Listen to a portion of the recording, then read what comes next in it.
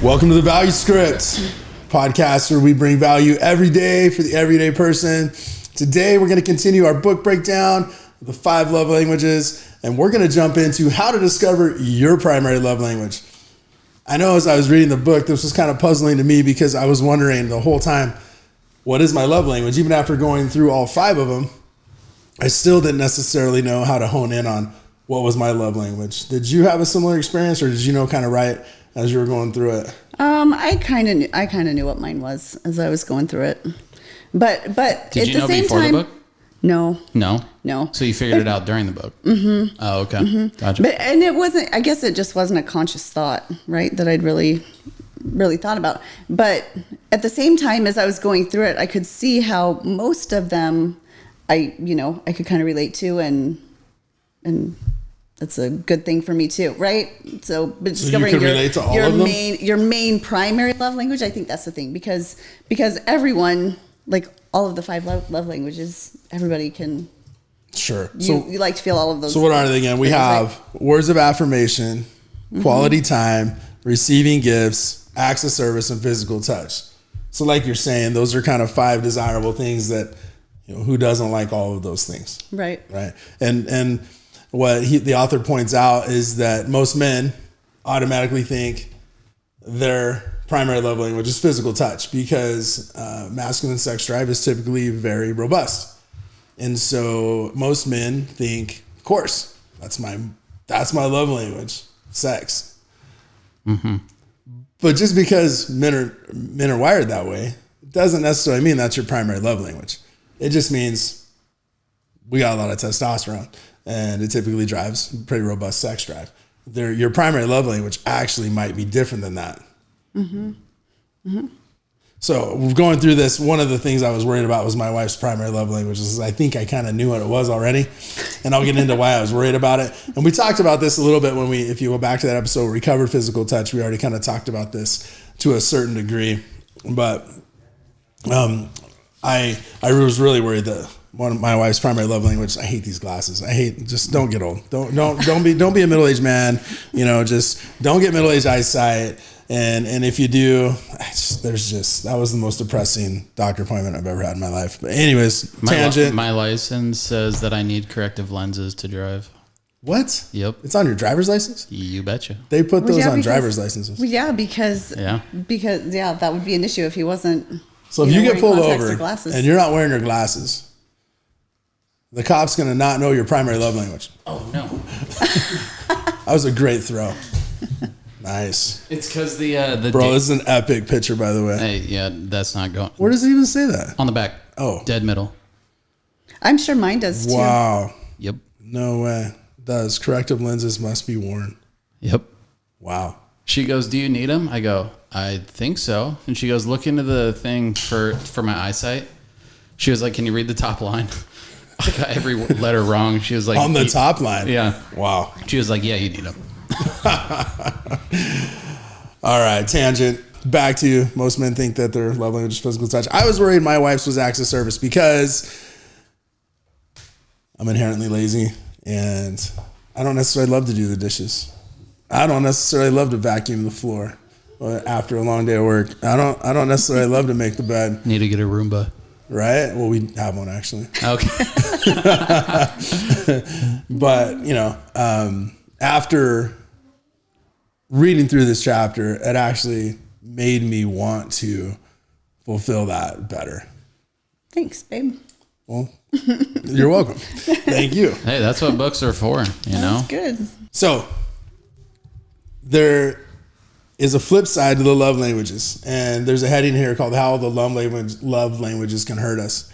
And one of the most selfish things you can do is, if you understand your partner's love language, is to withhold that from them.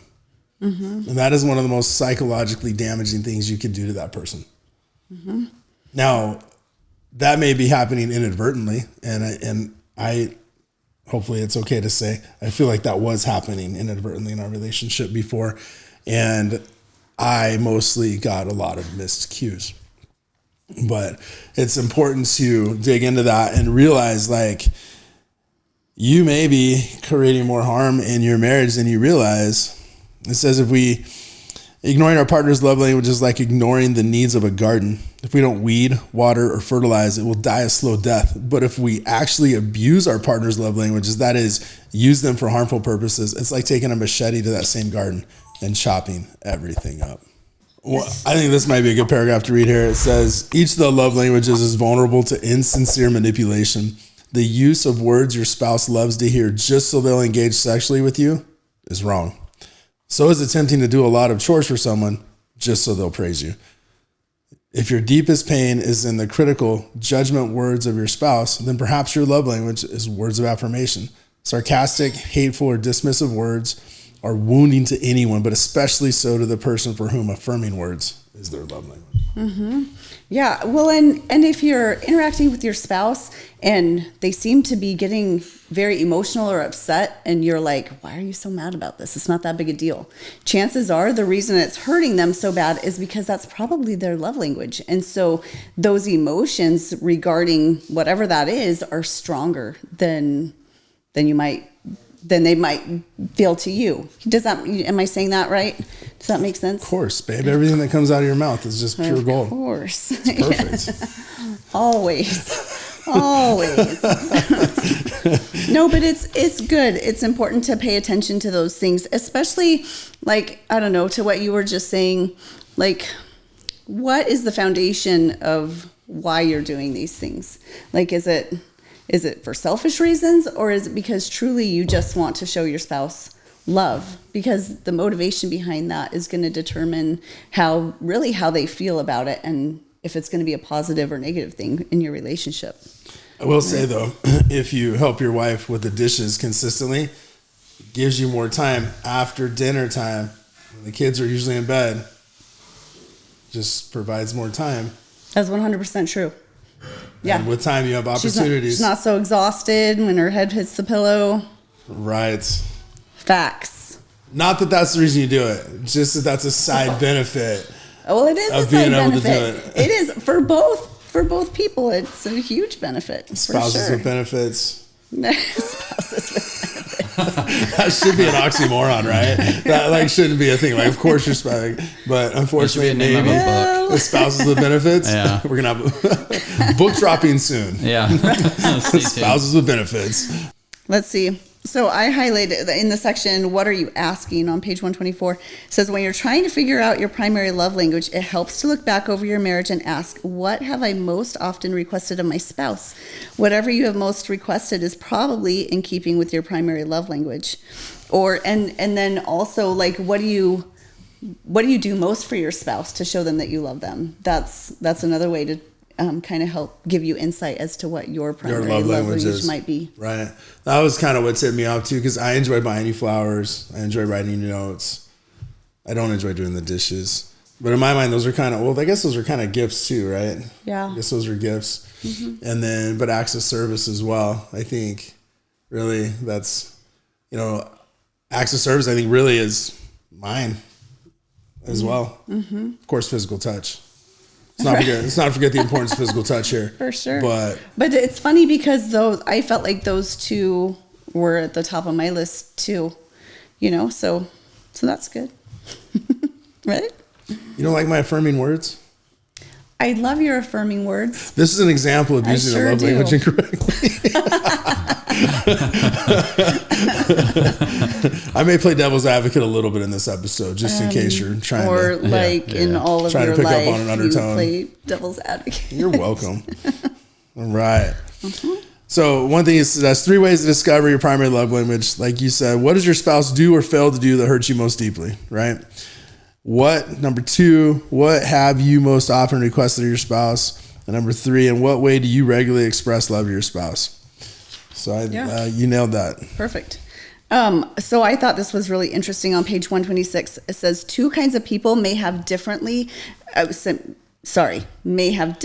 discovering their primary love language. First is the individual whose emotional love tank has been full for so long. So they feel loved, they're getting everything that they need, and so they really don't recognize, why the other person might not be feeling loved or have. That's why it was hard for you, right? Is your love tank's been full for so long. That's why it was hard for you to really. That's so it. You nailed it. Okay, before 2018. Before 2018, we were doing great. Yeah, we were doing great. But then also the individual whose love tank has been empty for so long that he doesn't remember what makes him feel loved. Like I can see both sides of that, how that would be difficult to figure out what your love language is or your spouse is if you're dealing with those things. So you've kind of felt both sides of that, huh? I have. Yeah. I have, to be honest, but I don't know. We're doing really great now. You're doing really great at helping me feel loved. So I appreciate that very much. I appreciate that. So I kind of liked this thought too. They talk about the tank check, like how full is your love tank, right? And it's kind of good to have that conversation with your spouse. Like, am I helping you feel loved? Are there things that you need me to do differently that would help you to feel that? Because you're figuring it out together, right? And it's important, I don't know, to communicate. Well, the tank game, I kind of related to the husband. He was like, I don't like playing the tank game because it's kind of cheesy. And he was like, well, okay. He was like, well, what's your primary love language? He's like, well, physical touch. He was like, okay. So the exhilaration that you get from sexual interaction with your wife is the same exhilaration she gets when you do the laundry. And it kind of blew the guy's mind. Like, yeah. Because really, like, laundry, like, right? I mean, but he was like, bring on the laundry then, dude, because that hit him. It realized, like, oh my gosh, I didn't realize it was that impactful. Yeah. Mm-hmm. Well, that goes back to that communication thing, like you're saying. If you aren't communicating what your languages are, how would you have known? Right. Or even if you're withholding that language too, right? Like, because I don't want to do the laundry, right? Or do the dishes, or whatever. Yeah. You know that, and then it's kind of selfish. Yeah. Mm-hmm. So good this chapter was completely on physical touch? No, it was on finding out your love languages. Okay. Like how to discover what your love language was. Okay. And most likely, if you don't know what your love language was, it's probably wrapped up in like find your own love language. It's probably in how you like to express love, right? Or how you have felt, where you have felt the lack of not being loved. And that probably gives you some really big hints into what your love language actually is. Mm-hmm. Yeah, because if you don't care about ever receiving gifts from your spouse, if that's just not a thing, then that's not going to hit you emotionally if they're not doing it, right? Yeah. So that's good insight to figuring that out. So with the chapter ending, because it usually has... It usually has some steps here, but this one doesn't. Okay. Yeah, just because it's kind of a recap, I think. Yeah, it's kind of a recap. It does say... do you think you have a good sense of what your spouse's love language is? How about them for you? What more could you do to explore it? If your love tank's completely empty or full, it's kind of what she said already. That's the whole summary. Okay. All right. So I think the biggest takeaway from this is like communicate with your spouse, talk to each other, help each other figure out what your love languages are and to fulfill that. Love you, Macy. Bye, Mace. Love you. Bye, love. Love you. Macy just ruined the outro. Mavis loves you too. All right, should I do that over? Yes. All right. Wrap that baby. Wrap that up and give it to a baby on Christmas. Oh, what's that from? Megamind. Yes. Great movie. And wrap that up and give it to a child on Christmas, because we're done. All right. Well, I think the biggest takeaway from this chapter was to communicate with your spouse, figure out what your love languages are together, and help each other to fulfill that for one another. Sounds like a good place to wrap up. Thanks for joining us on The Value Script, and don't forget to like, share, and subscribe, and we'll see you next time.